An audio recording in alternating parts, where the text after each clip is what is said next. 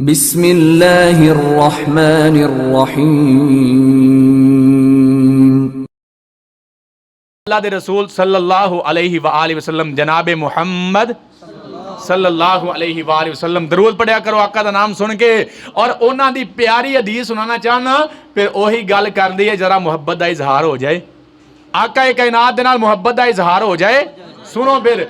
तनवार देवा तैथों, मनवार देवा तैथों, सोने अरब दिया चलना, चनवार देवा तैथों, जीवे सोना सी चांदा, जीवे सोना सी चांदा, ओवें खुदा बनाया,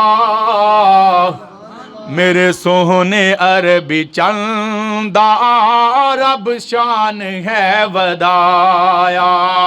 और किड्डी प्यारी हदीस मैं तुहानू सुनान लग्या। अगला मिसरा सुनिया जे। वज़ुहा जिदा है मुखेड़ा, वल कमर है पेशानी। जिन्हां दी अदामत कुरान बोल रहा है।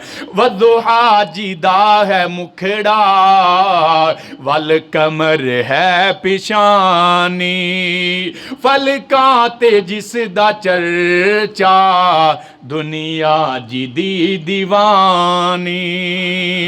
जीवे सोना, जीवे सोना सी चांदा, ओवें खुदा बनाया, मेरे सोहने अरबी चंदा, रब शान है वदाया।